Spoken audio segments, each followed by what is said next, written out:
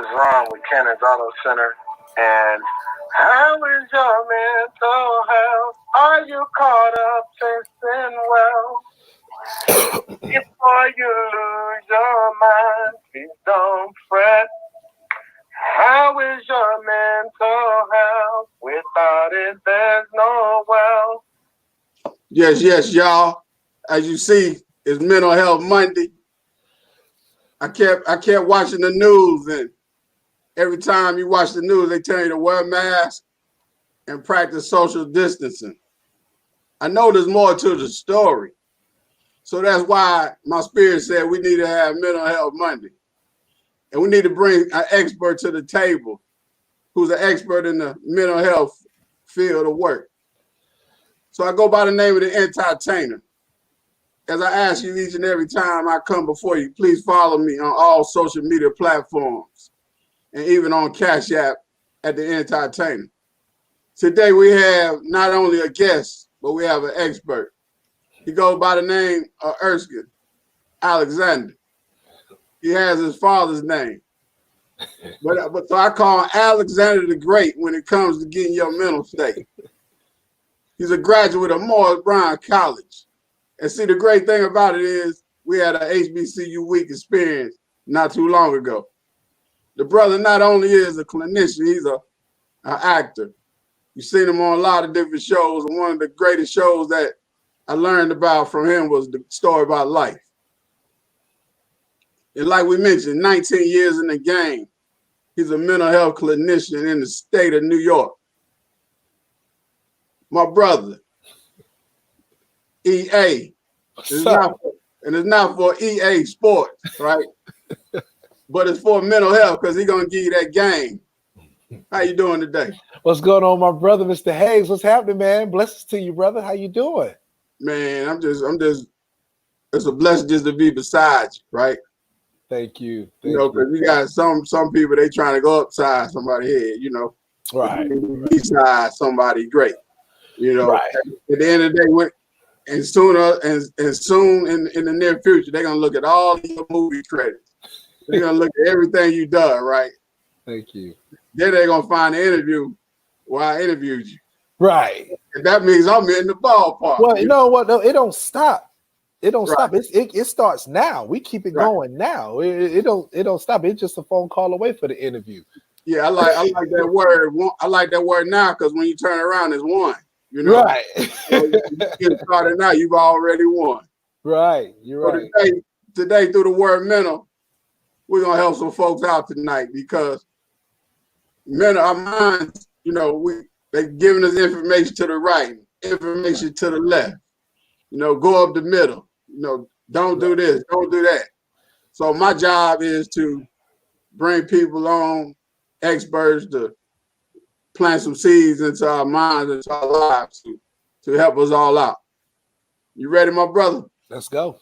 We ready. All right, the M is for mind, right? Right. Talk to us from your expertise how, you know, we can help people get their minds right. Okay, so I think first of all, when you look at the mind, you got to look at how the mind processes. You got to look at the things that you observe, the things that you're around. That plays a part in what goes on with the mind. We're all watching the news, right? We see certain things that's going on in the news. We see all this going on in the news. There's a whole upside down situation as to how speaking in terms of Georgia, you know, you got half of the people wearing the mask, you got half of the people not wearing the mask. Right. That's a level of confusion to people. Here in New York, is no confusion because you have to wear the mask. No ands and buts about it. So when you have one group of people throughout a pandemic that's thinking one way, and you got another group of people that's thinking a certain type of way in the pandemic, you don't know which way to go. So that brings a level of confusion to the mind.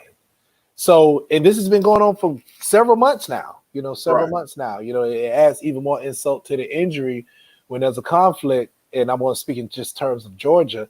It's a conflict between the mayor and the governor who's saying, do it this way, and then you do it that way. Right. So the people are confused. So that's a level of frustration already. It's already a level of frustration because you can't go to the place that you want to go to. You can't visit your family and friends the way you want to visit your friends.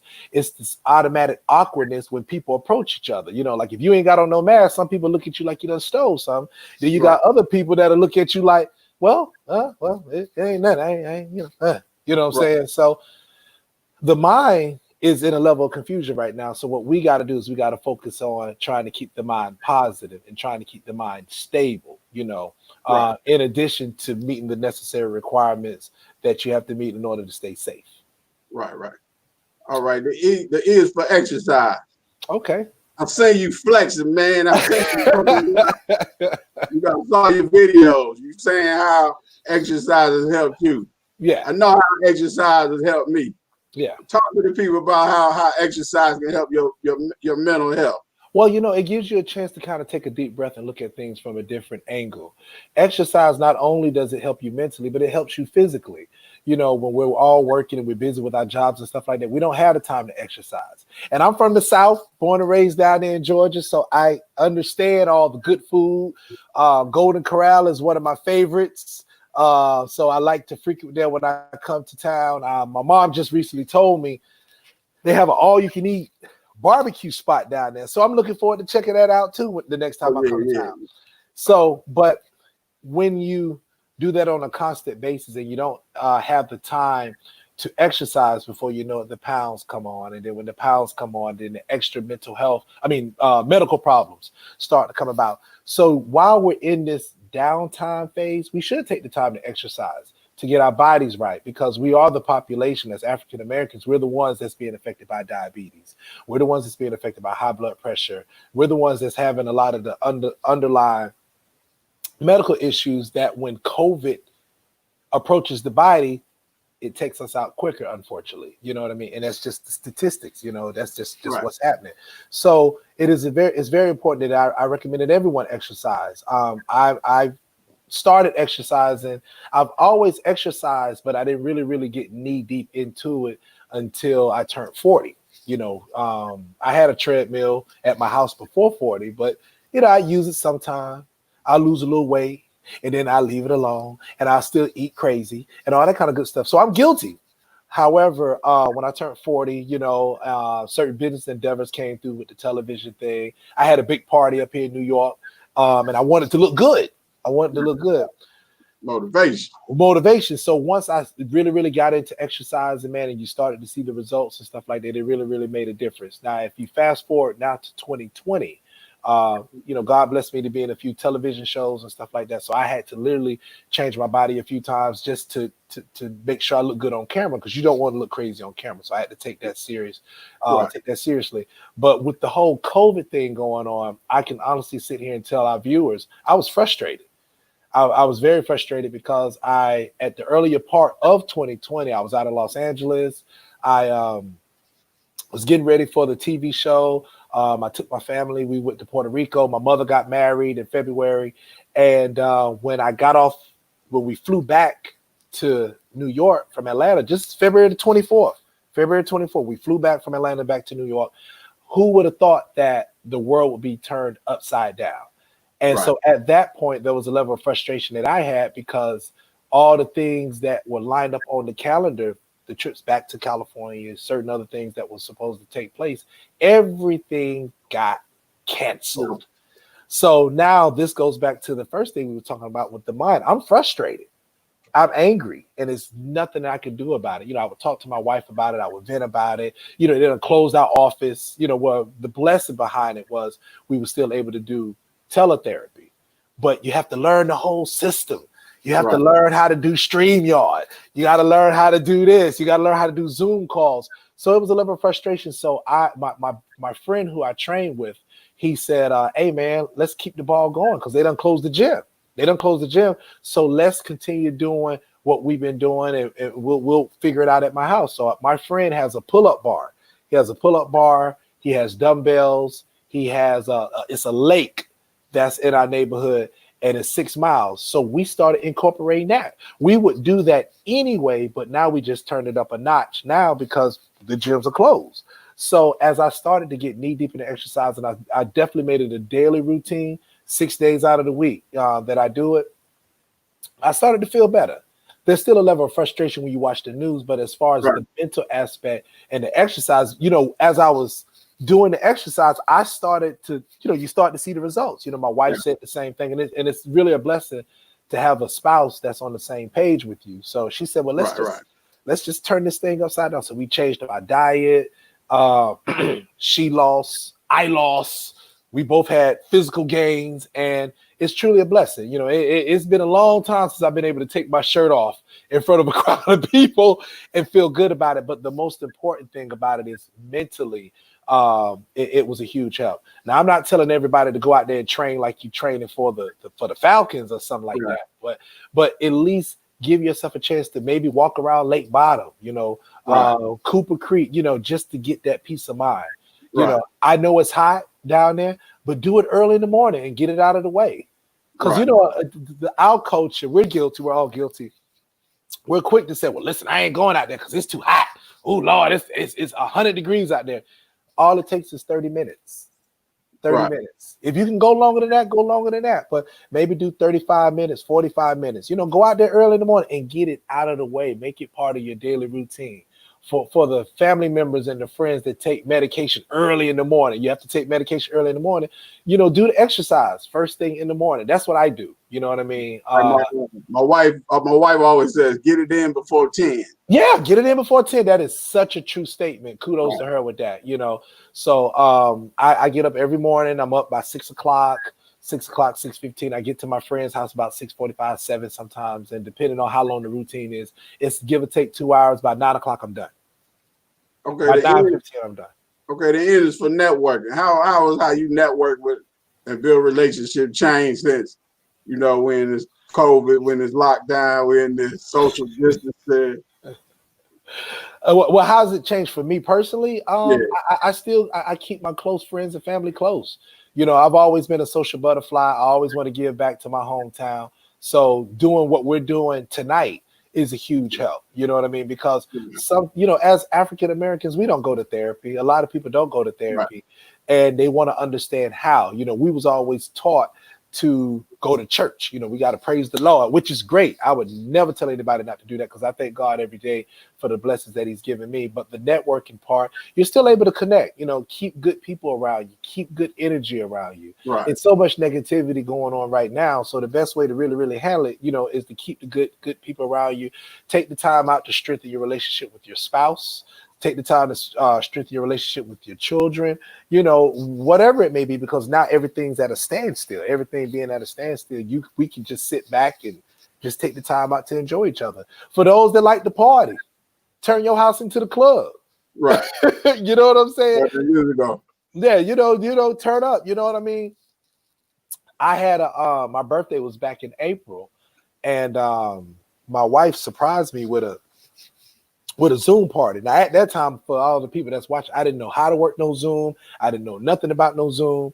I just knew something was funny when my wife said, we need to go live. Now, my wife don't go live for nobody, on no Facebook. So when she said that, I said, that's kind of strange.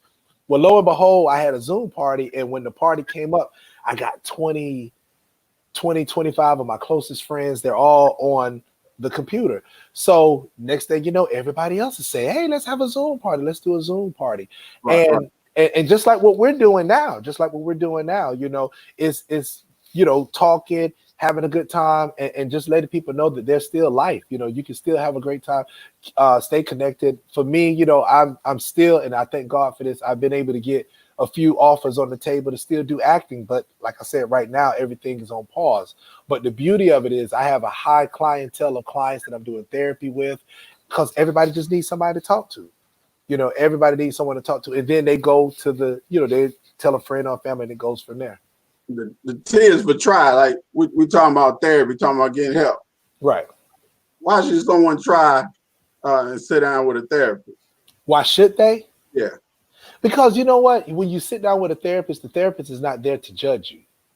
Clinicians, we're trained, certified, licensed, whatever way you want to call it. Clinicians don't judge their patients. At least they're not supposed to. If you run into a clinician that does that, then that's not the clinician for you. But we all right now in these times, we need someone to talk to. You know what I mean? Are there any like signs people should look for to say, hey, I need to, I need to talk to somebody, or I need to. Yeah. I mean, of course, the level of depression, if there's an increase in depression, if there's a level of increase in anxiety, if there's an increase in alcohol use, if there's an increase in drug use, if there's any kind of habits that are not so good that you're starting to pick up that you hadn't picked up before, and you just don't have that outlet and you're using those behaviors to channel that, then yeah, it would be beneficial to sit down and talk to somebody. For couples, it would be beneficial for them to sit down and talk to someone, whether it's Zoom or whether it's the husband, whether it's the wife, whether they do it together, because this has been a learning curve. It's been a learning process for everybody. You know what I mean? Home together. Yeah. Right. Because you're home. You're home. Any other time, if you get frustrated with your spouse or you're annoyed with your spouse, you can just go to the corner store. You can go to the bar. You can go to the club. You can stay at work late. Right. But everything's shut down now, so you got to go home. You understand what I'm saying? So no doubt. When those kind of things take place, if you need to sit down with someone to let that clinician help bridge the gap, then definitely go for it. And sometimes you just need people to talk to. Right. You just need someone to talk to. It's not about passing judgment. The mistake that we make as people is that we'll talk to our friends and our family and we're worried about them judging us or worried about what they're saying, but a clinician doesn't do that. So if you come into a clinician's office and you say, listen, I jumped off a bridge and I stole 12 cars. Well, the clinician is going to sit down and say, let's explore why that happened. What was the reason behind that? But you go tell your family members that, they're going to be like, is you crazy? What's wrong with you? You know what I mean? So therapy is very beneficial. I think it's helpful for us all. And if we're not able to get to a therapist, have someone around you or have that friend that's around you that you can feel comfortable talking to, and y'all just feed off each other like that. Okay. A is for adversity. How can you help people overcome adversity, or is there any adversity you face in your life? You're super successful, 19 years as a clinician, you getting in the movie, in the entertainment. What adversity have you faced and how have you dealt with it? Well, the reality is everybody's not going to be happy for your success. They're not going to be happy for your success, but you have to be confident in yourself to say, listen, they don't understand the work that you put in. They don't understand the process that it takes. And when people do have a problem with your success, maybe they should ask you for the blueprint. Ask you, how did you get to that point? Right. I ever dealt with adversity? Of course, you're going to always have people that question or they try to challenge what you're doing, or they think, oh, he shouldn't do that, or he ain't all that, or whatever. But success speaks and it shows, So when it, when it shows, it shows, and that's the blessing. But I learned to keep the good people around me who are there for me, the people that's genuinely there for me. And for those that are not, it's okay. I love them too. That's always been my attitude. But understand the work. All I say is understand the work that comes with being successful. And it doesn't stop once you get on top of the mountain of success. You still got to maintain it. You know what I mean? Because if you don't maintain it, you still fall off. You got to keep going. You gotta dig deep. You gotta find ways. Yeah. Every day I wake up to try to be better. Right. And we have to uplift each other. For me, and in a lot of ways, I have no problem telling people the blueprint on what I've done to get to this point. I have no problem sharing that information at all. I have no problem sharing the exercise information to get to this point. The problem is some people see that, they'd be like, oh, hell no, I ain't doing that. I'm not doing that. Yeah, many want to hear it. When it's time to work, they fear it. That's the whole nother ball game. Another ball game. I mean, I could tell you some stories, man, that would make your head spin. But when I sit back and I look at where I'm at, this is what you have to go through to get to this point. And I think with social media just shows you, you know what I mean? Yes, I was dreaming about sleeping on airplanes in 95 when I was at Carver. I was dreaming about hopefully being on television in 95 when I was at Carver. You know what I mean? I knew I had to go to college because it was just no other way around that, So the struggle to get through college and the security, just the different challenges, the internships, and just everything you get. What you see now is just the finished product. Social media wasn't out back then for people to actually see it. Right. So, they didn't have, so when I was in college, they didn't have cell phones. Yeah. They had the fax information. Right. Cause I'm like you saying, getting on plane. I remember when the first phone call came in, they asked me and my partner, hey, do y'all want to fly here or do y'all want to get on the bus? We like, I said, hey man, what you want to do? He said, man, tell them to put us on the plane. Right. All right. So I understand, the process and the journey. Yeah. It's a blessing. The L in mental is for love. I've done a lot of work with your dad, man. Right. Mentoring young people. We've been in some spots. Right. Right. A lot of people might say, man, you ain't been nowhere. You ain't done that. No, me and your father, we've been in some spots, man. We worked in different neighborhoods, different housing projects, all over the city, man. Just working and helping out the youth. We look at all youth as the same. Mm-hmm. And there's a scripture. These three remain: faith, hope, and love. And the greatest of these is love. So, man, how important is love in your life, and man, like with the people that are around you, man? Because I know, man, you have your father's name, so man, I know the love's there, man. So yeah, oh yeah. People need to know about that, because everybody don't hear from a black man talking positive about their families, about their dad, about their moms, about their brothers. So I just wanted to hear from you.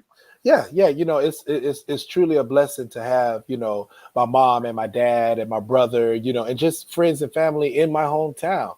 The beauty of it is that the friends and family that I have in my hometown and the love is strong down there. I have the same love here in New York with my amazing wife and daughter. I have phenomenal colleagues, and it's all about how you treat people. You know what I mean? Some people reach a certain level of success and they forget where they come from and they act a certain type of way around people and all that kind of stuff. But both of my parents, even though they were divorced, they both installed in me the importance of showing love always. Don't act like you're better than nobody. You never forget the bridge that brought you over. And those are things that they both taught me, despite being in two separate households. That was something that they both taught me.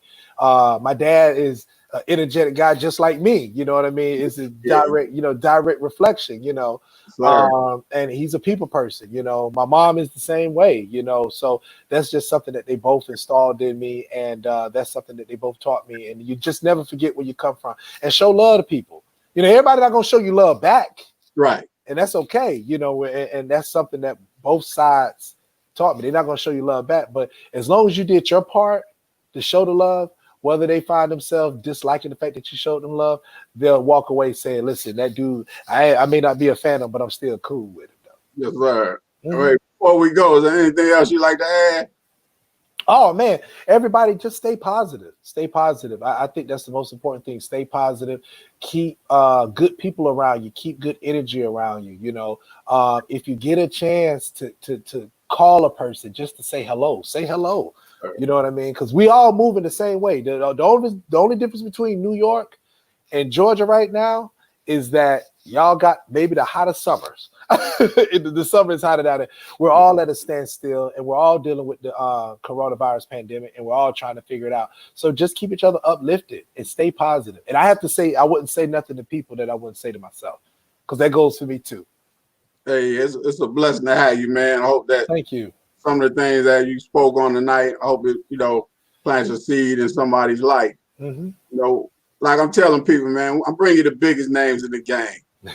Nobody, who else bring you a 19-year mental health board certified clinician that also is an actor and an entertainer and an HBCU graduate?